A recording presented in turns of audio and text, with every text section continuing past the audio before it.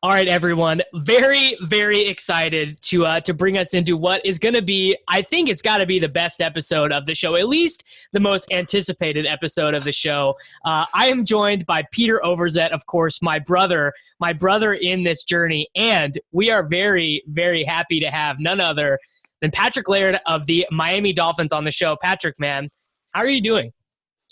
I'm doing well. Thank you guys for having me on, and I'm sure you guys will hype up this episode as much as you've hyped me up in fantasy in the DFS world. I don't know. I still don't know what the acronym means. But can you guys tell me what that means?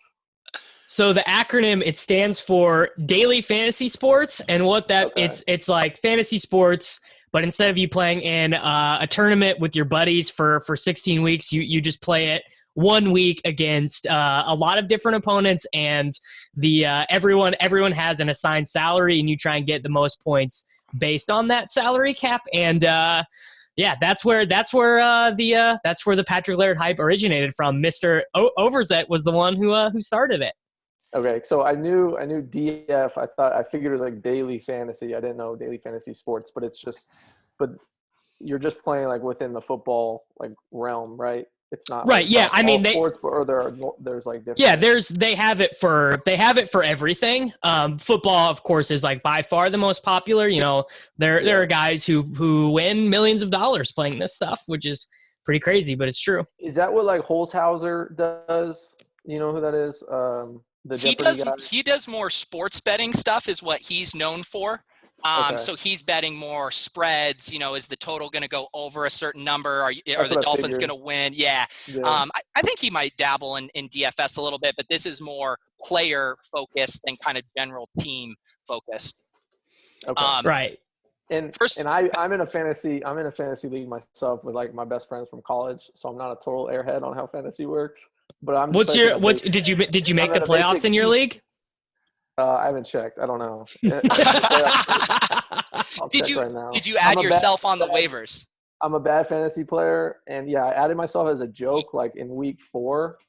And wait, did you disingenuously add yourself, Patrick? Yeah. So I added myself because I don't even think when I started, like when the season started, I don't even think I was on the apps, and like people had been most of the apps, no, definitely not. So people were like, I'm just like on ESPN with my friends, and like all these people were like, you need to add Patrick Laird, and then like I got added, so I picked myself up as a joke like in week 4, and I tried to trade myself for like an actual like good player to my friend just as a joke, and he denied it obviously. So I've had myself ever since, and then I didn't play myself last week. So you didn't play yourself last week, man. That's I mean that's a bad beat. Wait, Patrick, who did you play over yourself? I forget who's on my team. I won though. Here, wait, I have it pulled up. Sorry, this probably You're boring good for everyone else. No, dude, I'm telling you, this is not boring for anyone. The people are loving this. Okay, I played James White and Devin Montgomery. Okay. Oh well, yeah. I mean, James White, he had the most points of any player last week. He had like 40. Oh yeah. So you made the right call. So I guess I should have played. I scored 0.1 points more than David Montgomery, so I guess I should have put myself there. And then my flex, guess what I got? What? 0. From who? Evan Ingram. Oh, was it? Did he play Davis? He did not. He did not play. It was Caden Smith season. Hey, Patrick, I know you play in the NFL, but maybe get your priorities straight and update your flex and get those inactive guys out of there, man. Yeah, I always forget to update it. He's busy on Sunday mornings. Yeah. So I know Caden Smith. What is Caden Smith another guy you guys are hyping up? Well, funny you mentioned that, but yeah, he actually is because Evan Ingram's been hurt, and that whole Giants offense, they spent all offseason building the offense around the tight end and behind and like in the slot. So when Evan Ingram gets hurt, they need someone who can run those routes, and Caden Smith is better than. I guess the team likes him more than Scott Simonson, so he's out there like every play. Like he's getting like, and no one knows who he is. I think he got like 40 catches total when he was at Stanford. Like he might get more than that. Like he might get more than that in his first 2 years as a Giant. Yeah, you guys do way too much research into this fantasy stuff. It's true. Yes, we do. That's definitely true. So, sorry, I've been asking all these questions. No. I just want to. I mean, we could shoot the shit with you for till the cows come home, but I do just want to know, like, what these past, say, 2 to 3 weeks have been like for you, going from, being further down on the depth chart to then, getting some touches to all of a sudden you're a viral fantasy star. You get your first NFL touchdown. I assume it's been a bit of a whirlwind. Yeah, no, it's been fun. I had a similar actually experience when I was at Cal, because I went from walk-on.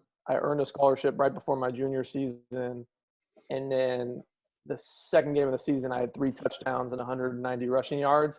So I went from like no one knew who I was to the starting running back, which I'm not saying is happening right now, but so I'm kind of used to like just like no one knowing me, and then all of a sudden I'm on like the people that the Cal fans knew. So I guess it's similar in that way. The fantasy stuff obviously is a little more new. I remember people back in college like commenting on my Instagram photos, like, I picked you up in college fantasy and you helped me in the playoff. I don't know, but no. So it's similar, but it's also obviously like on a bigger stage, so it's pretty cool. So I want to ask you very specifically a question about that game last week. Did you know about the fake field goal punt thing, like the swinging gate? Because you were a special teams player for the first 9 weeks of the season. You weren't even playing on offense. You were just on special teams. So did you know that was a thing that was gonna maybe could happen? Yeah, the whole team's seen that play. So, oh man, that's I've been waiting to see that one. I figured it would work. It was just it's funny how it all turned out. And there's the picture of our punter, Matt Hawk, kind of smiling before he throws it because he knew he was going to score. Because he knew he was going to throw a touchdown pass. Yeah. So no, I'd seen that. Well, did you have a job on that play before you got working with the offense? Were you out there for the swinging gate? No, because I mean that's just the field goal unit. So I'm on like the core 4 special teams: punt return, kickoff return. I'm still starting on all 4 of those. So I love that role on special teams. So I'm hoping to keep that, even though I play more on offense now. So last week, when all of the fantasy hype machine started going, when did you notice that things were like a little different than just a normal week? Was it just your Twitter just continuing to get tagged? And like, what was your mental thought process when you saw all of that activity? So yeah, I got these notifications just because like you guys tweet these absurd things, and then people in the comments decide to tag me to waste my time. And then no, I'm kidding. But no, people kept tagging me in the comments, and I kept seeing like your guys' names repeatedly pop up. I think there was someone else DM'd me and was like, I was the one that started this. I don't know if that wasn't one of you two, right? Oh man, no, it's an imposter, man. It's a liar, is who it is. Should we expose them? Yeah, let's expose them. Let's drag them. Someone's got to get dragged. If this is one of our trolls, it's so bad. No, it's not. It's going to be Blair. No, Blair doesn't have that kind of – he's too humble. I mean, if we want to take this back even further, this even started before like the DFS stuff. This started on your podcast, Peter, like 4 weeks ago. Yeah, so Patrick, I play in a high-stakes fantasy football league, and we didn't draft any running backs in our first 7 or 8 rounds. It's like a whole strategy called zero running back. It's a FFPC. No, but what's considered high stakes? Oh, it's a $1,800 buy-in for the league. Okay. And so we had to get a win to make it into our playoffs. And we started you. And it was your first week. You had those 6 catches for 50 yards, I think, against the Colts. You led us to the victory. So that's where it all began. How did you know to start me against the Bills? So again, the guys at this site RotoViz, who do like deep dives into prospect profiles, they had written you up, Sean Siegel, who does all these profiles on players, and they thought that you profiled really interestingly as a pass catcher. In fantasy, we get 1 point for every catch. So running backs, how you catch passes, that immediately puts you on the radar and makes you really interesting. That's funny. Yeah, we basically thought that you were better than Kalen Balaj at catching passes. We thought if you two were each gonna have a job, we said Kalen he'd probably get like the goal line work and stuff, but you were like shiftier and faster, so a little bit better at catching passes. Okay, I like the analysis from you guys. Next level stuff. Yeah, this is what we spend all of our time doing instead of being in the gym. Patrick, was anyone else in the Dolphins locker room aware of kind of your new budding fame in the fantasy football world? I don't. No one mentioned anything. I don't think fantasy is like that big among my teammates, to be honest. Or if it is, it's just like something you play with your friends.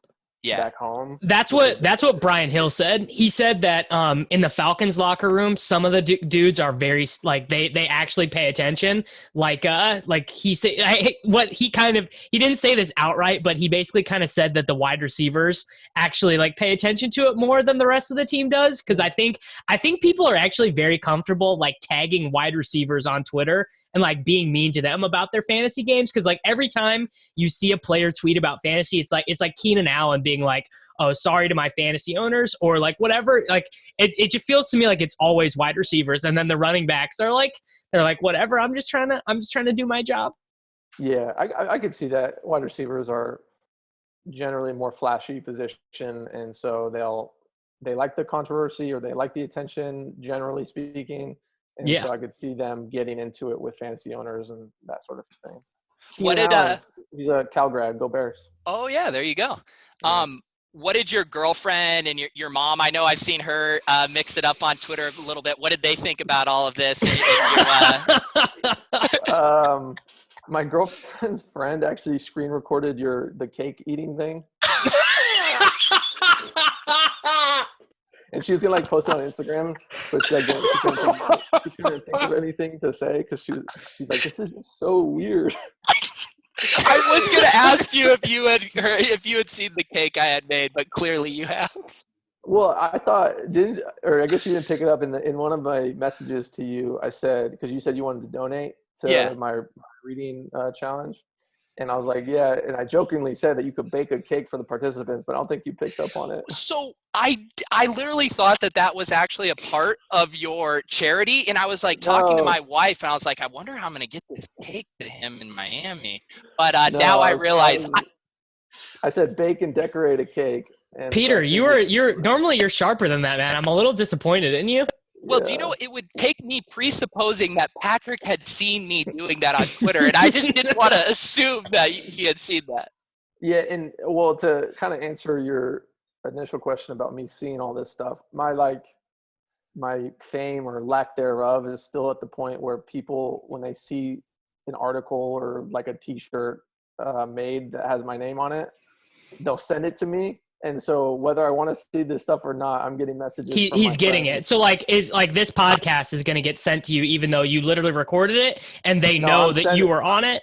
I'm sending this to my friends. This is definitely. For me. Yeah, that's very good for me. Because I teased this. Yes, I actually do think that this is going to be the number one episode. It's going to come close to the Jeff Janis episode. So like, I don't even know. Do you have probably like he was out of the NFL before you even got there. But like the Jeff Janis story, he was like this guy for fantasy football, but instead of just being for two of us, Jeff Janis was like this for everybody. Like thousands of dudes like loved him. So when he finally got on the show and like he got asked about his like cult status, it was like an actual moment, which was pretty cool for him, I think. Okay. Yeah, well, no, I'm planning. So I actually told my buddies, because everyone keeps sending me these podcasts that other people mention me. They don't actually say my name. They'll say, yeah, this white running back on the Dolphins. Dude, Bill Simmons. He 2 weeks in a row he's mentioned you, but not said your name. I've been sent those, and I'm like, dude, just learn my name. It's not that hard. It's okay. It's okay, man. He doesn't know like some of the Patriots players' names, and he's a huge Patriots fan. Yeah. It's a little bit beyond him. Okay, Patrick, that's more reassuring. You need to promise us if Bill Simmons reaches out for you to go on the BS report, you just give the nah wave, and you're like, no, I'm just going to do this stuff with my boys Pete and Davis. What's your guys' podcast name? It's actually my podcast. I'm just being very gracious and letting Peter on. It's called it's called the Take Cast, which is just a dumb internet joke because I never thought people were actually going to listen to this show, and it took on like a little bit of its life of its own. I would have named it something different if I could go back and do it again. Do you know what? I'm an exclusive The Take podcast guest. Correct. Yes. Well, here's the thing. If Davis is going to try to throw me under the bus, I'll let you know, Patrick, that Davis got in trouble from his bosses for telling his subscribers to play you in DFS. He got reprimanded, and that needs to tell you everything you need to know about where we're at here, Patrick. Wait, who are your bosses? So my bosses, I work for a company called dailyroto.com. And, I do this video show every week with Peter, and they don't really like that I do this video show because the company is like kind of like very serious, and we do a lot of like math, and it's pretty strenuous and analytical. And the show is like, it's funny. Like it's meant to be me and Peter just like kind of joking around. And, during Patrick Laird week, they were just like, dude, the math does not support this. Like, I think we had you projected to score like 6.5 fantasy points that week or whatever. And so they were just like, they were not super happy with me. And I did legit get reprimanded, but you know what? It's going to be all forgiven now after this episode comes out. So don't even worry about it. It was all worth it. Yeah. Big time worth it. What did you after go last ahead. week, you should just send him a screenshot of the points I scored or however many it was. Oh no! Trust me. After last week, dude, the victory laps they were. When you caught that 2-point conversion, I was just like celebrating in my living room. I was like, oh, this is the best. Patrick, my cell phone when you scored that touchdown looked like a slot machine of just getting added. Patrick Laird. It was just firing. It was so fun. That's hilarious. You mentioned seeing the shirt. What do you think of the praise the Laird? Because I want to talk about this. You have this nickname, the Intern, which I think is just unfair to you. It's a bad nickname, dude. What are your thoughts on these nicknames? I like the Intern. My issue with the Intern is I'm afraid that's all I'm going to be known for the rest of my life in the Miami Dolphins community. But yeah, you don't want that. Maybe if I do more podcast shows and people learn my name, then I'll get my name out there rather than the Intern. But it's actually a pretty funny story. So it's during training camp. We have these operations interns that help out, and I went in there for dinner. I guess it was later in the day, so no one else was in there except for these interns, and I knew a couple of them. And so I sat down with the one I knew, and then some of the other guys came over and sat down. And so I'm just asking them questions. Hey, where do you go to school? What are your interests? Like kind of, just getting to know these guys. And finally, one of them looks at me and he goes, so what do you do here? And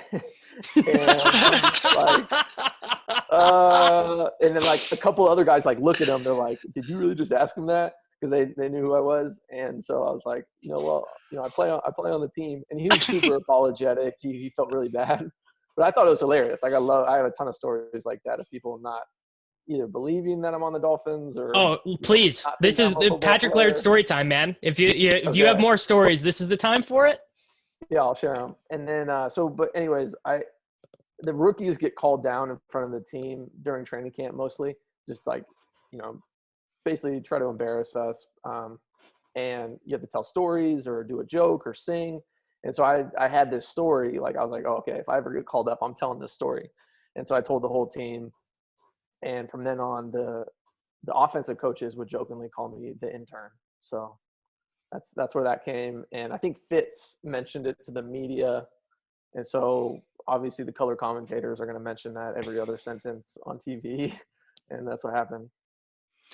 But now what do you think of this Laird imagery, the Laird and Savior? Praise the Laird. Praise the Laird. Praise the Laird.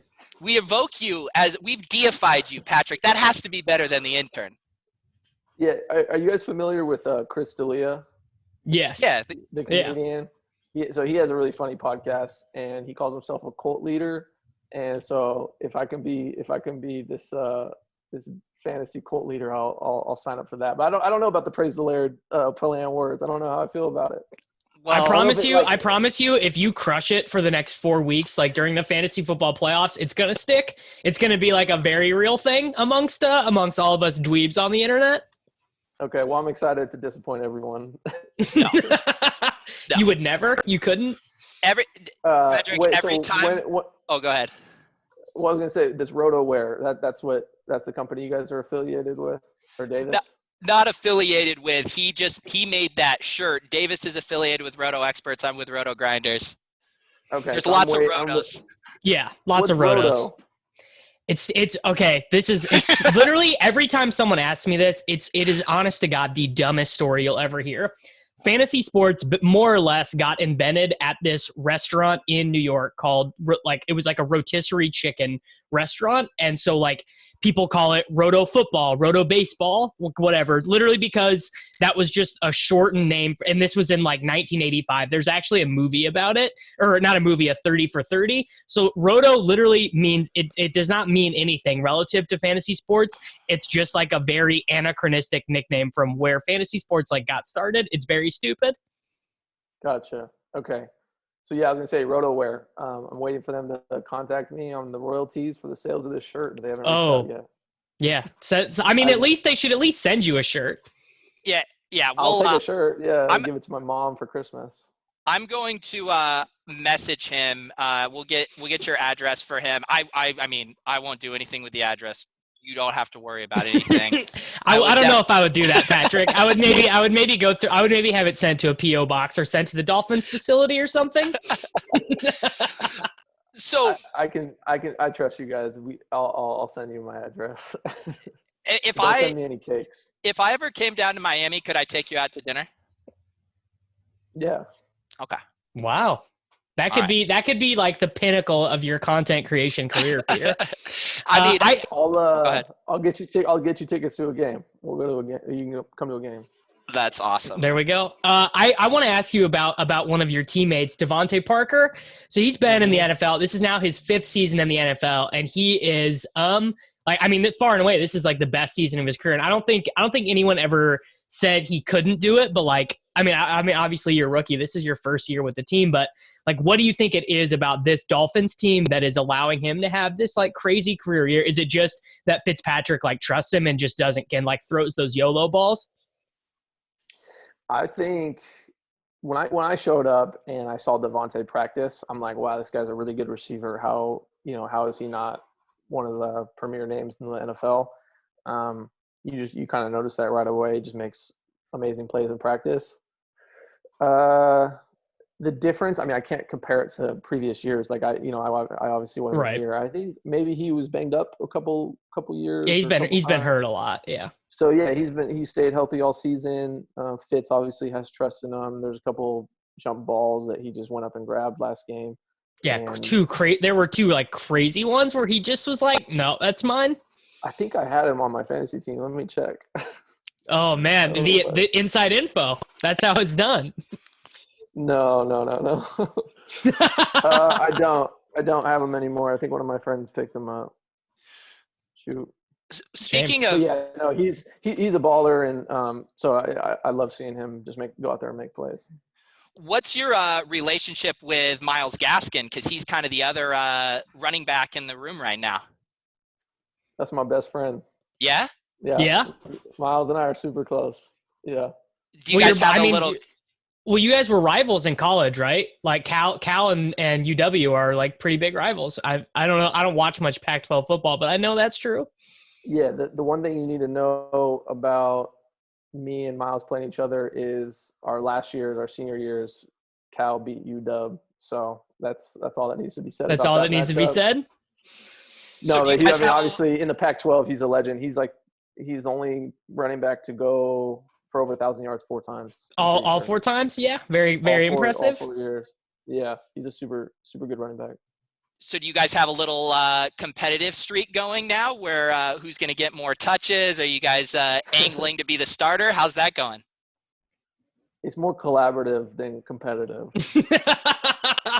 You could be a politician. Yeah, you should be a politician, man. That was a very smooth answer to that question.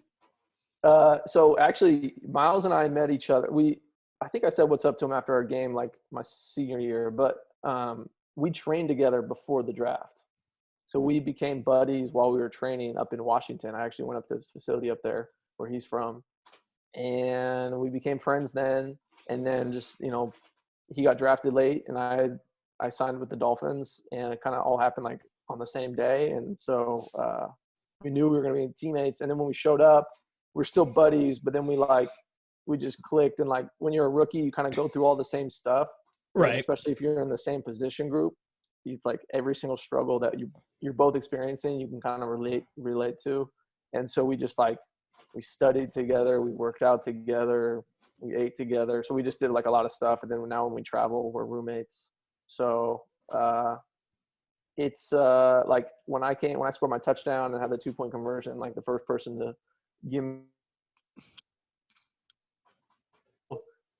I'd say our relationship is like very like selfless, and this is like obviously saying it about your own relationship sounds dumb, but I really feel like if he scored and I didn't, yeah, you would have been pumped for him too. I would be just as happy as he was. It's kind of one of those things. It's really cool.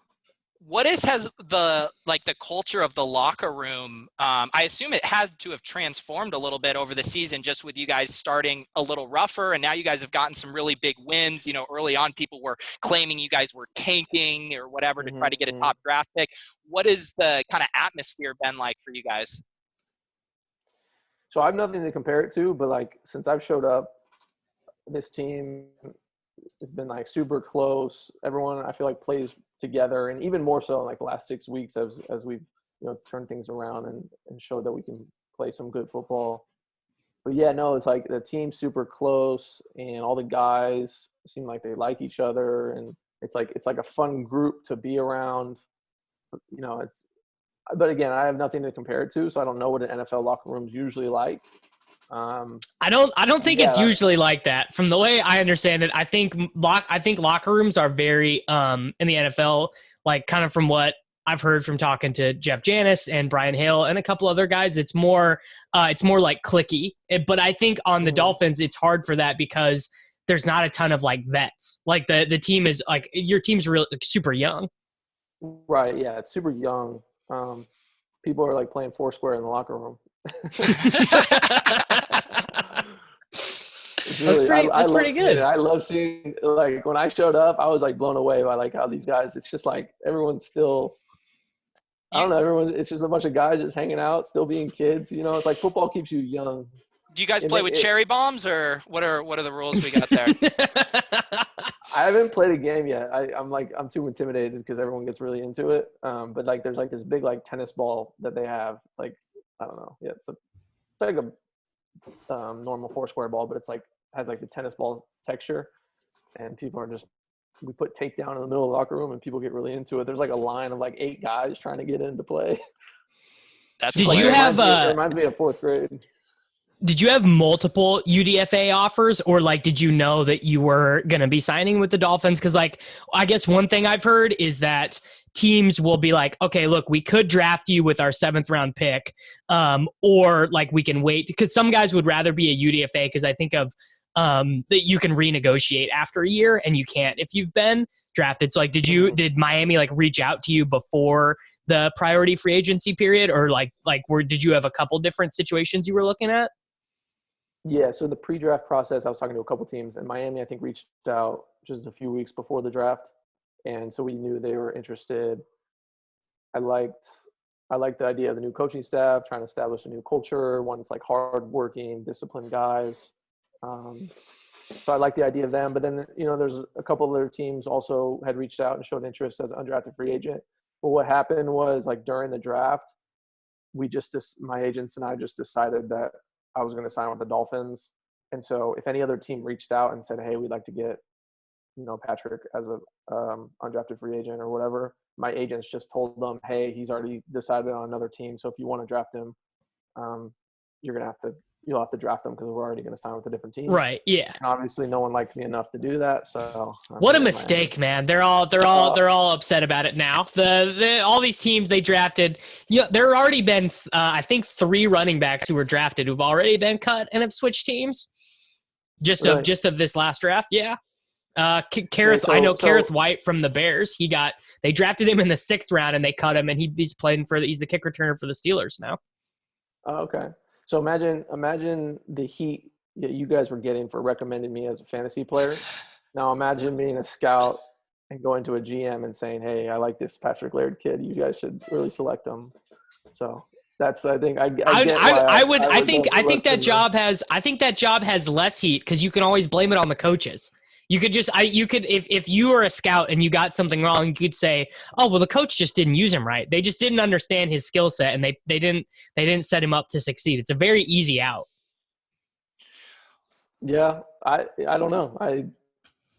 Maybe you know more about that whole process than I do, but that's the recommending player personnel seems like a very tough job. I don't think. It's like because so many things can happen for sure. Right. It's hard to scout guys' character and work ethic. Those two things is really hard to scout. And I also think in, the NFL today with, passing becoming so much more prevalent and running backs needing to be able to catch passes, I think your skill set is well suited for that, where you see a lot of running backs that don't necessarily have that profile is working on, your pass blocking, your pass catching. Has that been something you've really prioritized over the years? Yeah, so I got moved to receiver my 2nd year at Cal, and that's when I think became a lot better. Obviously, because I had to play receiver, I had to become a better, pass catcher, route runner. And then I got moved back to running back and still kept working on those skills. And then obviously it translated well. Over my last 2 seasons at Cal, they like to use me as a pass catcher. So, that was one of the things the Dolphins liked when they brought me in. But yeah, when you come to the NFL, it's like, especially as an undrafted free agent, you really need to you have to prove your skills again. You know what I mean? Like, they have your college resume, but you still need to show up and show that you can do those things. And so I was fortunate enough to get a couple opportunities to do that early on in training camp and then in preseason. And so it's worked out so far. All right, we're about to get in the weeds here. They're into this is the biggest debate that football nerds have on Twitter. This is like this tears apart people on the internet. And I mean football nerds, like people who are draft people who used to work for teams, people who work for teams now. And it is the debate on how much running backs matter, right? Should running backs ever be drafted with a 1st-round draft pick? Should they ever get big contract extensions? So think like Giants taking Barkley with the number 2 overall pick, the Dallas Cowboys paying Ezekiel Elliott all that money and not paying Dak Prescott, not extending Amari Cooper. And so I ask all the football guests on this show their opinion on it. And what Brian Hill said. Well, you know what? I'm going to let you answer first. Don't lead the witness. I'm not going to lead the witness. So this is actually how I asked. This is actually what I asked Brian Hill, and I'm going to ask you the same thing. If you and Saquon Barkley switched roles, so you went to go play for the Giants as their starting running back this year, Saquon came to Miami and played as the starting running back, what do you think the difference of the win-loss record for the two teams would be? I can't answer that question. That's a fair response. Davis is trying to bait you, Patrick. I'm not trying to bait him. I'm trying to pose the question the same way I posed it to Brian Hill. Okay. So I don't even know how to answer that question. It's like, so here, I'll make it easier on you. What do you think? Different running backs.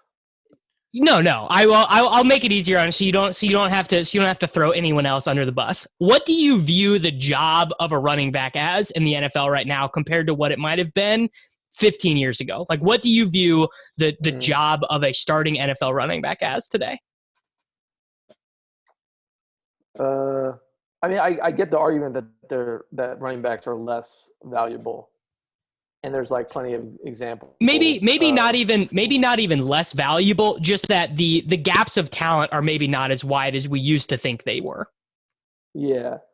So my history of football probably isn't as polished as your guys's, but obviously the run game was more was a bigger part of the game. And now that we have these amazing quarterbacks and really talented receivers, and some people say some of the rules favor the quarterbacks and the receivers, and so passing the ball seems to be like a more efficient way to move the ball down the field.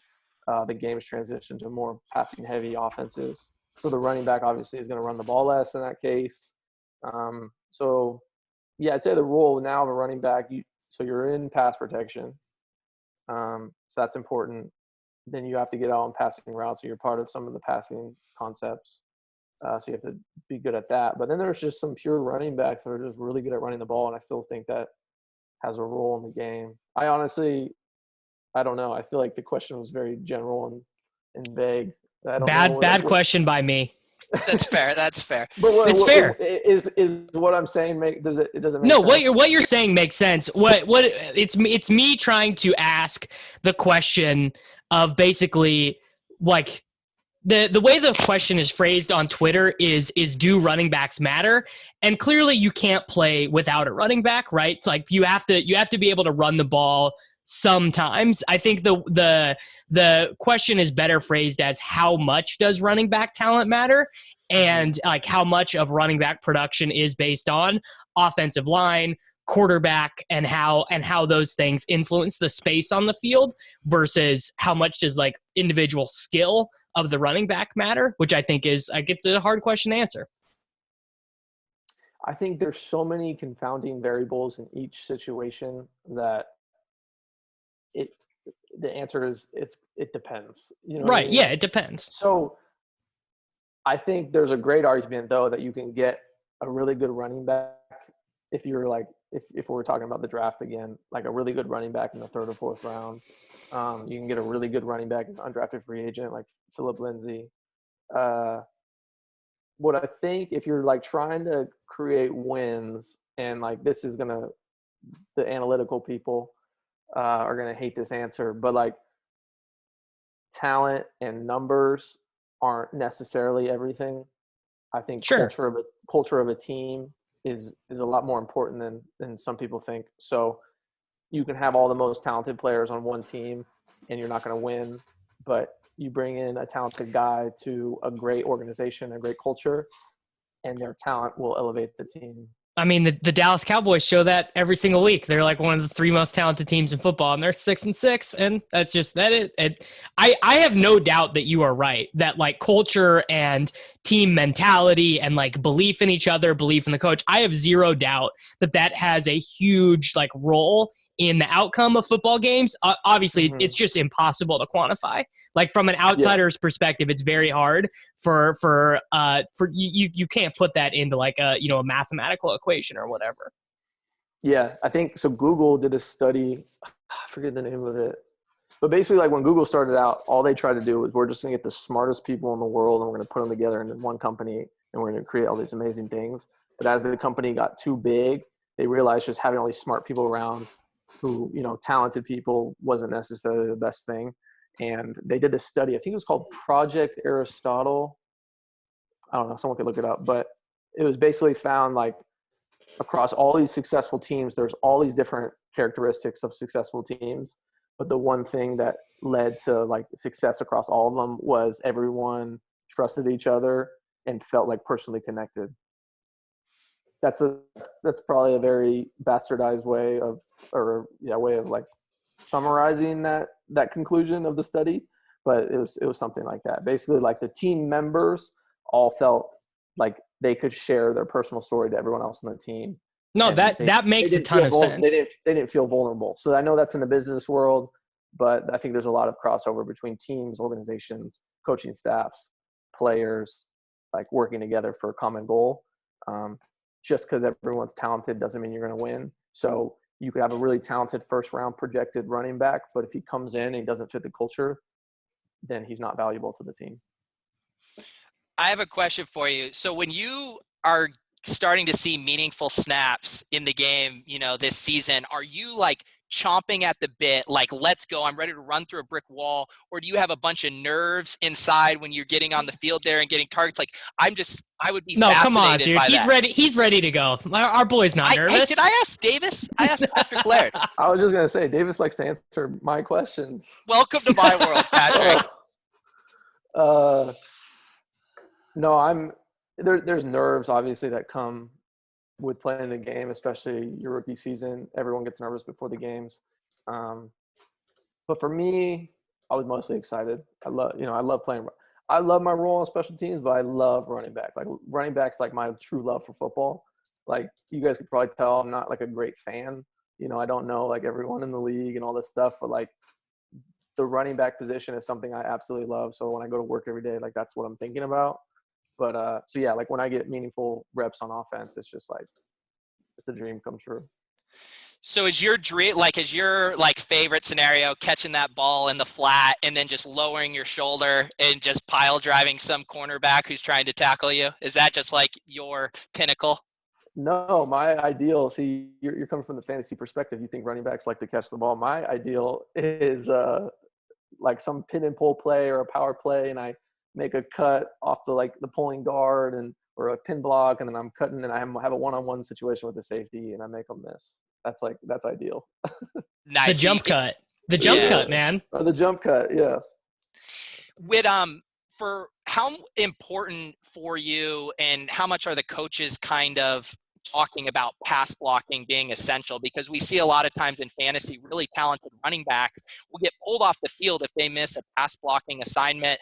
I assume that could also be a nerve-wracking thing to protecting your quarterback. What's your thoughts on that? Yeah, that's extremely important because like the quarterback position's the most important position probably at least on the offensive side of the ball, maybe on the whole entire field. But yeah, their health and safety is in your hands in a way, and that's like probably the best way to think about it. So you're really like you're blocking for them so they can complete the ball down the field so that your team can win. So yeah, we talk about it every week. Like part of our ball security discussion is protection of the quarterback.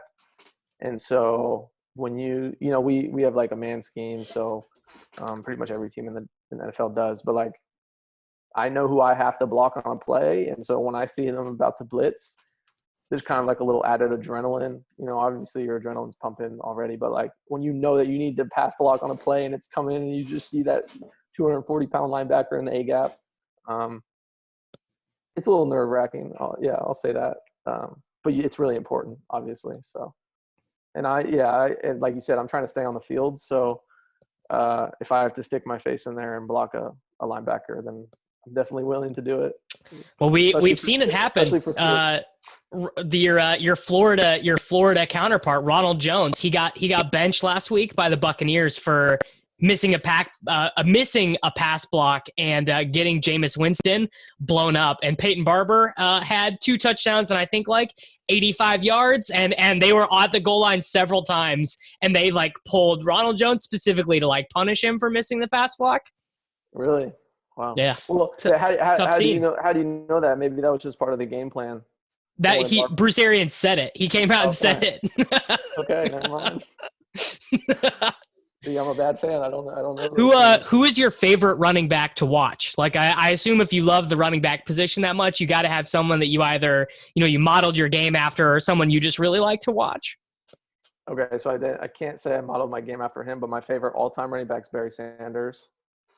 He's like, I feel like every running back says Barry Sanders, but he's incredible. No one can do what he does. The person I grew up watching the most, though, because I was a big Niners fan growing up, was Frank Gore. And so, like, when we went up and played the Bills earlier in the season, and I stepped up to my locker, like, every time for most away games, when you show up, they put the game day booklet. When you go to a game, they have, like, the game day, like, I don't know, like, the information on like both the program. teams. The program, yeah. They'll have them on our locker. And so Frank Gore's face was on the front of the program when we went and played the Bills, and I was just like, holy shit, that's Frank Gore. Like I'm about to play him, because I was 10 when he got drafted to the Niners. So that was a surreal moment, because I love and I'm not saying I run like Frank Gore, he's Hall of Famer, but like that was a crazy moment for me. Tell us about the celebration for the touchdown, the book reading. How long did you have that in your head? And let us know the exact book you were reading in that celebration. So it's a funny story. I started doing that at Cal. And the way it came about was it was early on. It was like it might have been my redshirt sophomore year, so I was just mainly playing special teams. And my buddy Chad Hansen, he's this receiver, kind of blew up, had like 1,200 or 1,400 receiving yards his junior year, and but every once in a while he would score and do like a cool celebration. So when we played Texas, he did like the horns down, and we would come up with ideas for him. And then we were all going around saying like what hypothetically other people would do if they scored a touchdown. And at that point, no one ever thought I would score a touchdown at Cal. And so someone jokingly said, you know, if Pat ever scored, he'd probably pretend to read a book. And I was like, all right, you know, I'm gonna keep that in the back of my mind. And so my junior year, like my first 5 touchdowns, I pretended to read a book. And yeah, kind of took off from there. And Cal, the Berkeley people, they loved it. And at the end of my junior season, or going into my senior season, I decided to host a summer reading challenge for really anyone, but mainly kids in the Bay Area. And I promote, you know, the importance of reading over the summer. And I visit all these elementary schools. And then, so we had this challenge. We had 3,000 kids signed up, had over 1,000 participants come. We gave out, I think, over 3,000 free tickets. And the very first touchdown of the season, I actually scored in front of their section. So I did the reading or the book celebration for the last time my senior year. And then made it in the NFL, and a lot of the Cal fans were like, "Are you going to do the book celebration? Are you going to do it?" Got to do the book celebration. And so I scored twice in preseason, and people thought I was going to do it. And I was like, you know what? If I'm going to do it, I have to do it on a real touchdown. So it took like 13 or 14 weeks, but I finally got the opportunity. So I did it, and the Cal fans loved it. And then the South Florida fans are starting to learn more about me and kind of my interests. And so I love to promote reading and kind of share my passion for it. But Peter, to answer the second part of your question, I don't have like a specific book that I have in mind when I'm doing it. Some people think I'm reading the Bible, but it's more just like I love to read all kinds of books in general. So it's not the Bible. It's just like fiction, nonfiction is the type of stuff I'm reading. I will just say, I just want to say, Patrick, just a suggestion. You've seen the Praise the Laird shirt. It would be a pretty natural segue to go from reading to the praise. I'm just saying, if you want to add that on to the celebration, it might be a nice touch. Oh, I don't know. I think it might be, yeah. That's a little too much. Davis! Peter, you're doing too much, bro. No, it's fine, but it's just it might be a little too niche, you know. I gotta go for like the broad audience appeal. I'm just trying to find a way for you to kind of do a special signal to me next time you score, you know? You know what's funny is I've had my girlfriend give me suggestions for stuff I should do. So like when I scored, she's like, "What if you high-fived yourself?" So I high-fived myself. Oh, that's good. Once. And so she was watching the game, and so that was like a little cool thing for her to see. But obviously, Peter, you're not as important to me, so I won't be doing anything special like that for you. You know what? Maybe I'll eat a cake. Yes. If you ate a cake after scoring a touchdown, I can't even tell you how big that would be. It would be the most unreal thing ever, I think. No promises, but you think about it. Just keep it in the back. You don't have to. Just think about it. Just think about it. Were you an English major at Cal? I wasn't. I was a business and political science major. I just like to read. I like to read. I have 3 older siblings that they all were into school. My oldest sister, she's a lawyer, so I always saw her reading growing up, and I've always enjoyed it. And the part of the motivation for the reading challenge was like I had that upbringing, and I was very fortunate to have that. And so I know not every kid is as fortunate. So I just try to I would show up to elementary schools, and people would be like, these kids are excited. Oh, this is like a Cal football player. And then I'm like, here, I'm here to talk about reading. And they'd be like, why? They'd be like, oh, what? About reading. But no, basically the message, I told them like, whatever they want to do, it's really important. And I really believe that. And like, they were like, well, what do you want to do after college? I was like, well, I'm going to try to play in the NFL. And they're like, well, why do you need to read in the NFL? And so I kind of just explained it actually is important. Like just the ability to sit down for an hour and study your playbook or study film. Like you develop that discipline if you're able to sit down for an hour and read. So I think there's a lot of crossover. So I try to, get that message across to the kids. Yeah. What's your favorite fiction book of all time? Favorite fiction book? Yeah. See, I'm bad at the favorites because there's a lot of good stuff here. I was a super nerdy English major who's read a lot of really arcane fiction books in my life. So I got many bad books to suggest as my favorite, of course. Are you like a James Joyce fan or something? Yeah. All those super nerdy guys. All the English majors love James Joyce. Yeah. If for people that are only listening to the audio of this, we are getting a look at the Dragon's Laird right now, the bookshelf. The what? What did you call it?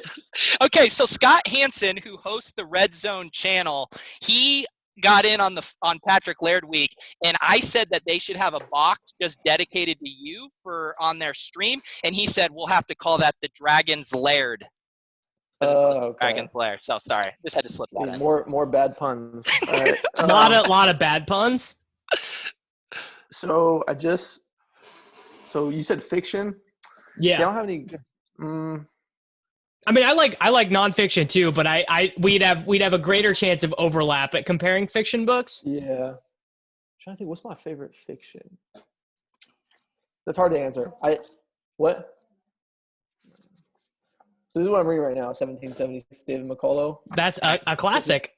Classic. I haven't read it, and it's been recommended a lot. So this is a book I just read. This is the last book I read, The Gatekeepers. I have read that book. Yeah, it's incredible. I mean, I thought it was really good. So since I study political science, so I find politics, government, public policy, all that stuff really interesting. And so that was one of my favorites that I've read so far. Is that what you want to do when you're done with football? Do you want to run for elected office? No, I don't think so.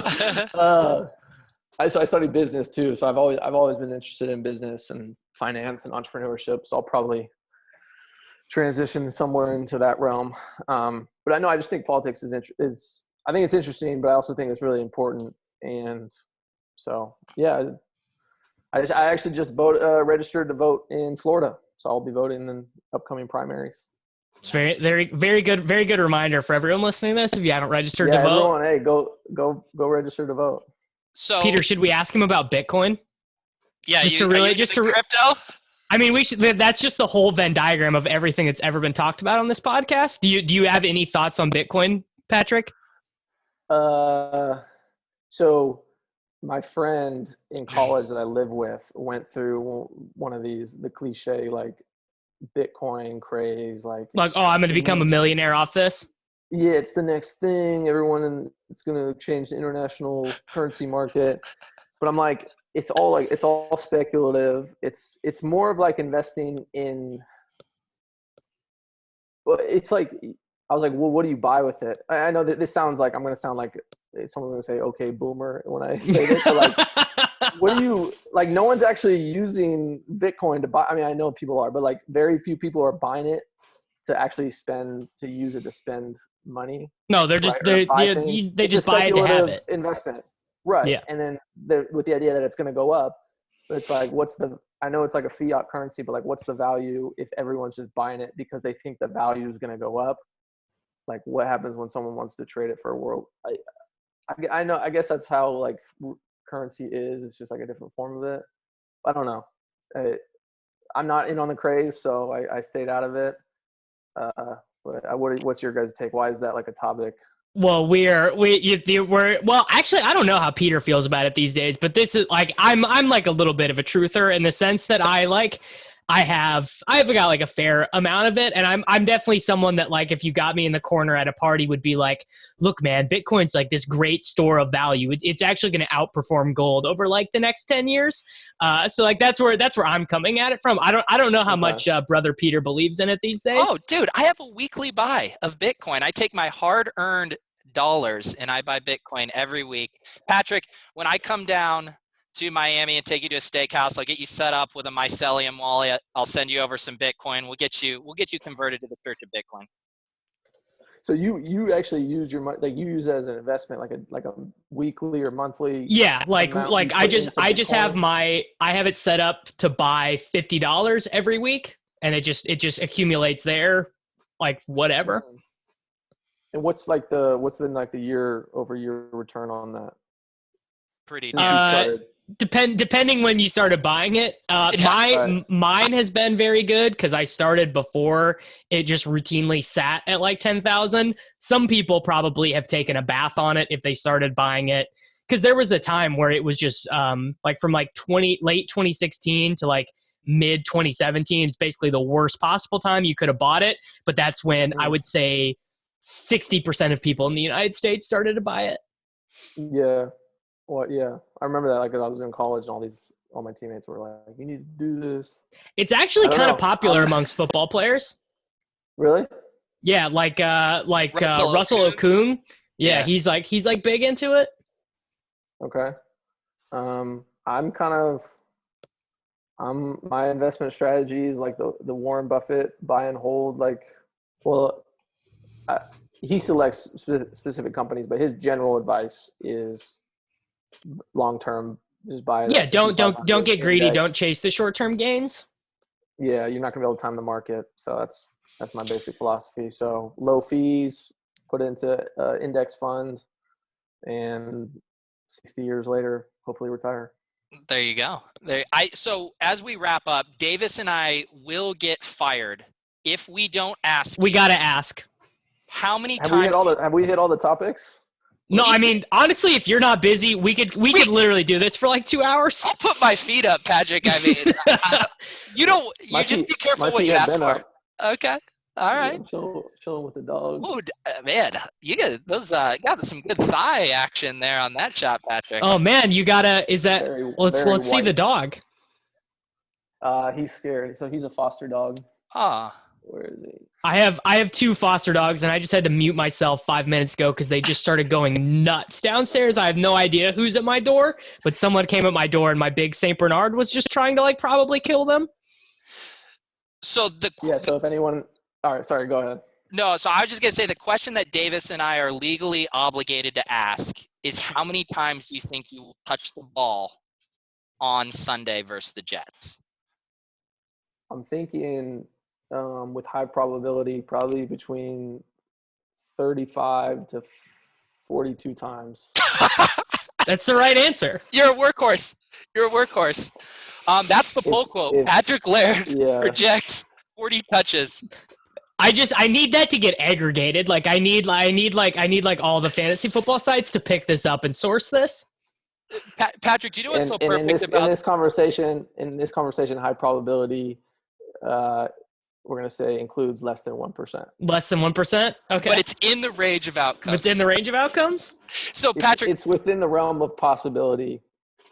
What's so funny and perfect about this is people were coming at me and Davis. I think we were kind of inferring this, saying that we were being disingenuous about our Patrick Laird enthusiasm. It's true. For you to disingenuous project yourself for 40 touches it's chef's kiss. It's perfect. Patrick, I have started you in multiple fantasy football leagues each of the last 2 weeks. Like there's no disingenuity about it. No, you guys are true believers. I appreciate it because I wasn't even a true believer myself. Yeah, you didn't even the fact that you didn't even start yourself. You started Dave. Do you know that you're faster than David Montgomery? That's not even a joke. You literally are faster than David Montgomery, who is a 3rd round pick and is going to get 200 touches this year. Have you seen us race? How do you know this information? You ran a faster 40 than him, and you had a better short shuttle and 3-cone. Okay. We did our homework, Patrick. I mean, and by knowing my stats, I literally Googled it. So if those that like what were your numbers at a pro day, or were you invited to the combine? I actually don't even know. Yeah, I was pro day numbers. Yeah, so actually probably he's faster than you. They juiced the numbers up at the pro days a little bit. No, my numbers were juiced down. Really? You think you're faster than a 4.6 40? Oh yeah. Yeah. You know they have GPS numbers in our shoulder pads.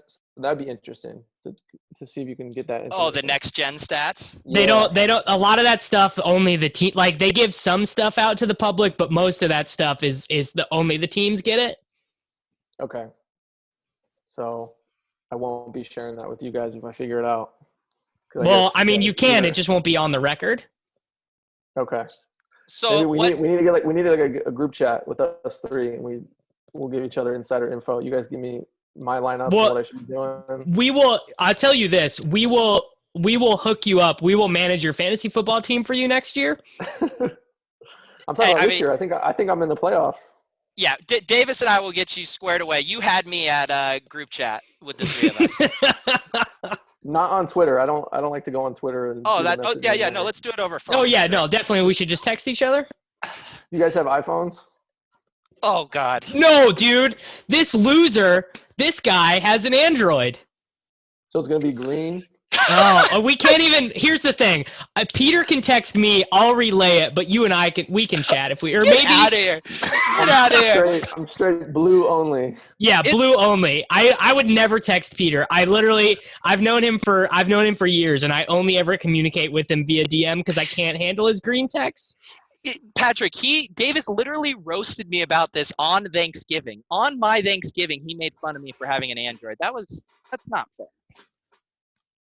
It's fair because you have an Android. Yeah, it's fair. He can't even have AirPods, Patrick. Patrick, I bought my first NFL jersey this past week. You want to, venture a guess who it is? I hope it wasn't me. Yep. Was it me? It was a number 42 Miami Dolphins Laird jersey. I appreciate it. I'm honored. And I was just gonna say, don't doubt me going out to buy an iPhone just so I can group text with you. A burner Patrick Laird iPhone. Oh, I can't. Okay. We can do a green group chat. That's fine. I guess, man. I don't know. I don't know about that. No screenshotting text and sending it out to the DFS community. Yeah, not allowed. Not yeah, allowed. that's we can all abide by that. Circle of trust. Okay, we got some more quick hitters here. Yeah, favorite TV show. The Office. Yeah, that's a very good answer. I'm one of those people that will repeatedly binge The Office, and I never get tired of it. No, I also got a cop to being one of those people. Which is weird though, because I don't like to rewatch movies. Yeah. Like I hate rewatching movies, but I'll watch The Office over and over again. And my girlfriend hates it because she likes to watch the same movies over and over again. So it's like one of our biggest points of contention we fight about. I mean, your relationship's doing pretty well if that's the main thing you're fighting about. If that's the biggest thing you guys got to fight about, it's probably okay. Okay, post-game meal. What are you guys eating? What are you guys eating when you get done? They buy us like boxes, like barbecue boxes to go. So it's usually like chicken or pulled pork with like potatoes. It's all they'll give us like to go boxes. What about when you were at Cal? Did they feed you after the games, or were you on your own? Same thing. They always had to go boxes. Peter just had to run away. I bet his mother-in-law is gone. He's literally on vacation with his mother-in-law right now, Patrick. Oh, am I holding you away from your family? No. He had to explain to his mother-in-law that, hey, we can't after lunch. I got to come home to record this podcast with the Miami Dolphins running back. Hey, how old are you guys? I'm 27. I'm 10 years older than you, Patrick. Okay, 34. Yeah, 33. Yeah. 33. Okay. Pretty old. Pretty much a boomer with a green Android texting phone. I'm old enough to be your father, Patrick. It makes sense why you have the Android. I can't. I'm never going to recover from this ownage. This is really just. I was looking so much forward to this interview. I'm going to tell people I'm going down to take Patrick out for a steak, and then it ended with me just getting owned for my cell phone decisions. I think. What? Go ahead, Patrick. I was going to say, I think it's just like it's for a 27-year-old hosting the podcast to be writing up on the fantasy stuff. FaceTime or not FaceTime interview, like doing a video interview with a 24-year-old. That's acceptable. Once you get to 33, it's a little, isn't it a little weird? It's a little weird, I think. Weird. Cakes and stuff. Yeah, we don't have to include him in the group chat, even if he does get an iPhone. We could probably exclude him. It's probably fine. What if I told you I was on TikTok and that I actually had my finger on the pulse of youth culture? TikTok's like it's like owned by the China Communist Party, isn't it? Well, we don't have to talk about that, but yeah. I don't know. Yeah, it is. Yeah. One more for you. Who's the funniest guy in the Dolphins locker room? He's gonna say Gascon because he loves him. No, Gascon's not funny.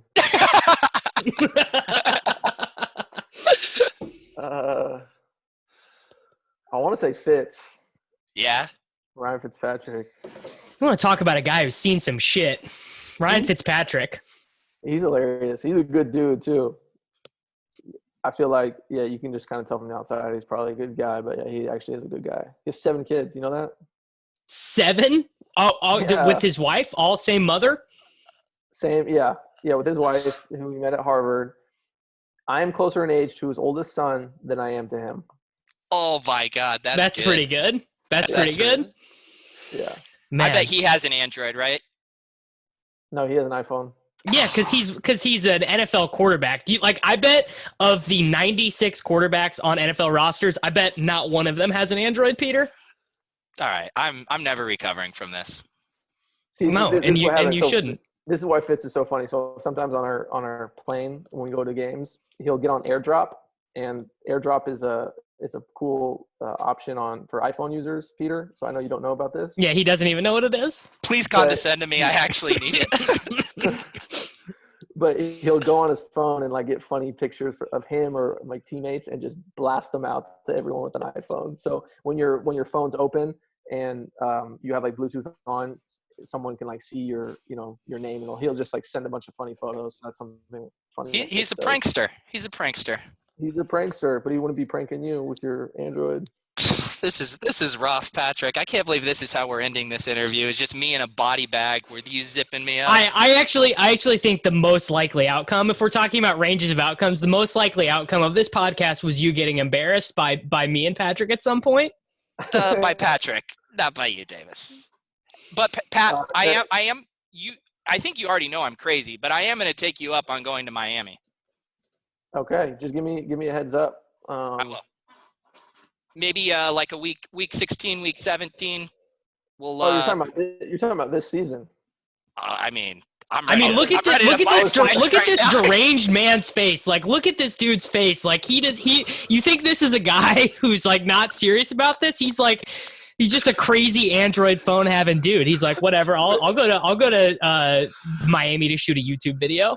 The problem is the last game is my family's all coming to town to celebrate Christmas. Okay. So it's kind of a bad time. But for sure next year. I'm serious. Okay. All right. We'll regroup. Where are you guys from? I'm out in Boston. I live in St. Louis, Missouri. We play at the Patriots. Last game of the season. Okay. All right. There we go. Wow, what a victory for the Dolphins that is going to be, winning at the Patriots with Peter Overzet in attendance. We'll go walk the Freedom Trail together afterwards. Well, we go on a plane right after the game, but it'll be a quick walk. Passes and like family and friends can come say hello, so I can get you a post-game pass. Okay, yeah. Wow, that's pretty. That's big for you. I don't. Or just do androids get email though? Will you be able to? I don't know if you'll be able to get your tickets or anything. You might have to print it out like a MapQuest map, like it's 1996. I'm going into the belly of Foxborough with my Patrick Laird jersey. It is going to be wonderful. That'll be awesome. I hope you get people throw snowballs at you or something. Oh, they will. They will. I hope so too. Should we wrap this? One more thing. I forgot. I was going to make fun of Davis. I think in the Twitter DMs, he said, he's like, well, if you can't get to like a computer, we can call you on a landline. I was like, what? Dude, you have no idea. You have no idea what it's like trying to get podcast guests though. Like I like, I set it up with like a lot of people, like my buddies, we just do it on this. But like when I'm trying to deal with like people over the age of 40 who have to come on the show sometimes. Like I got to call like their office phone because they can't figure it out or whatever. So like that's just my boilerplate thing that I say to people if I think that they are like, so maybe I should have given you more credit as like a millennial who could figure out like a very simple computer application, but some people literally can't. I was like, I hope he doesn't think I have like an office at the facility with my own landline. See, definitely not something a rookie has. The run just on the phone in the running backs room. I'm sure that's a thing. That's true. We all made some poor assumptions about each other's technical prowess today, I think. Patrick, do you want to like with this while you got a platform? Do you want to say anything to the people about the Dolphins, about the reading challenge? This is your floor before we get out of here. Yeah, I was gonna say. So Peter offered to donate to my reading challenge, which I thought was really nice. So right now I'm not accepting donations or anything like that, but in the spring I'll be pushing out stuff. So if anyone's following me on social media, I'll be pushing out opportunities to help out. Really the idea is help early age kids, maybe like 5 to 12 years old, just encourage them to read over the summer, because a lot of the time they'll go home and either they don't have books in the household or they don't have role model encouraging them to read, and so they show up in September and they're a couple weeks behind. Some of their a lot of times more affluent kids, or their parents are signing them up for all these programs and making sure they read and all this stuff. So it's a cool program, and so hopefully we're gonna bring it to the South Florida area. So if anyone that's listening to this wants to help out with that, just follow along in the spring. And then the other way Peter is going to help is he said he's going to bake a cake and decorate it for the kids. So that's very sweet of him. Yeah, that's right. And Davis will have you back on the Take Cast when the reading challenge stuff is going up, and we'll get the Hype Mania going and get that promoted. Isn't the Take Cast spelled wrong? Is it? Yeah, that's why it's so stupid. That's why it was literally like I started this podcast as basically because I wasn't working in fantasy sports for a little while. I was doing a different job, but I wanted to have like a platform to talk. So it was kind of just a joke, and then it ended up like just being a little bit too big, and I really wish it was spelled right. Hey, well, go ahead. Real quick, we usually have an age limit on the reading challenge, but it seems like Davis really needs to join and read more. So I'll see if I can get the age limit raised for Davis. That would be appreciated. Take correctly. Yeah, I was gonna break a little news, Patrick, about the Miami backfield right now. Schefter says Balaj got put to injured reserve and that they claim Zach Zenner off of waivers. So you and Gascon got a third brother come backfield. Any initial reactions? Initially, I'm really sad for Kalen. He's a great teammate and he's a good dude, and so obviously you never want to see a guy another Pac-12 running back. Miami loves Pac-12 running backs. Yeah, that's true. So yeah, I'm really bummed that his season ended the way it did. But Zach Zenner, that's the Detroit running back, right? Yeah, he played for Detroit and then actually played for Arizona for 2 games this year, and he is has also concurrently been like studying for like medical grad school at the same time. Yeah, I've read about that. Okay. Yeah, he's cool. He is another guy who if you want to tell him about the podcast, we would love to have Zach Zenner on because I love that dude too. All right, I don't know him yet, so I'll gauge his interest. Yeah, just gauge it out, and if he seems cool, like if he has an Android, I don't want him on. Right. Me and Zenner will have an Android group chat going. But Patrick, all sincerity, thank you so much for making the time to come on and join our rodeo clown show. It was much appreciated, and we had a blast. Yeah, the people are. I mean, they're gonna eat it up. This is gonna be the download numbers. I'll send them to you when they get looking good, because this is gonna be very good. So the download numbers, they might be high, but I'm very skeptical people will make it all the way through this podcast. Yeah, it's very long. Normally when I get on someone who's like not from like our little corner of Twitter, it's like 30 minutes max. So that's a very compliment to you. So if someone's listening right now and they're still watching, we need like a way to test to see if they stuck it through. So go to my most recent Instagram post. Should we do this? Yeah, I like this. Yeah. Comment, Peter needs an iPhone. I love it. I like it. Yep, that's very good. All right, everyone. Thank you to Patrick Laird. Thank you to Peter Overzet. Thank you, of course, to the Miami Dolphins organization for not making us go through the official channels and letting this happen via Twitter DM. And everyone, thank you. We will be back soon.